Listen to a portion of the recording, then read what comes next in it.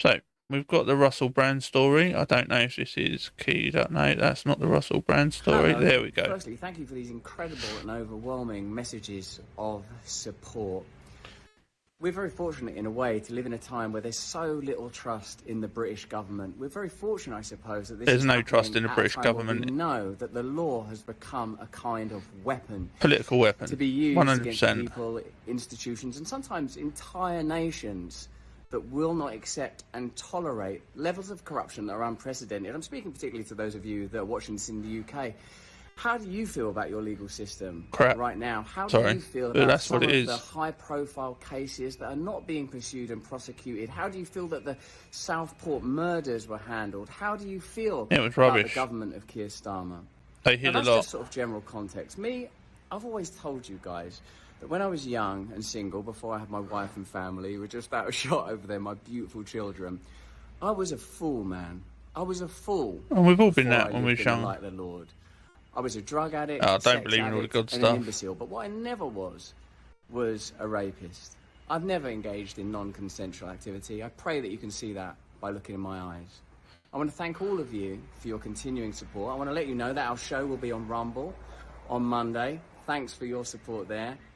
And of course, I'm now going to have the opportunity to defend these charges in court, and I'm incredibly grateful for that. In the meantime, you lot, stay free.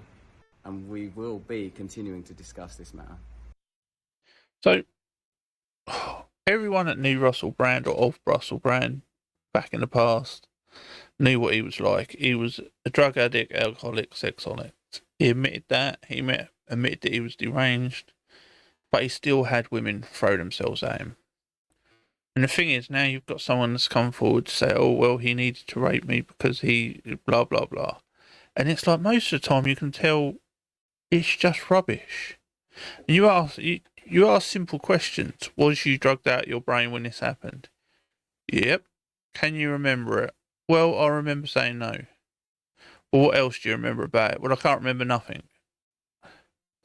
So you're both drugged out your brain. You both did something you probably both regret now. But you class it as rape because you say you think you remember saying no during or after, but you don't remember nothing else about the night, hours before, hours after, hours during. To me, that's just regret. That's someone coming forward after saying, I did something that I regret, or he didn't call her back or that, which is pathetic and it's getting worse. But I hope, to be honest, I hope it comes out that he didn't do it, or he did. I don't really watch Russell Brand. He's too much of a god basher. It's does my nothing. Let's be honest.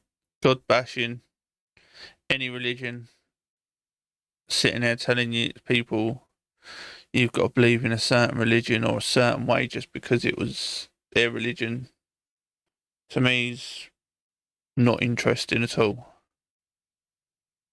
Religions and that are, it's just not my thing.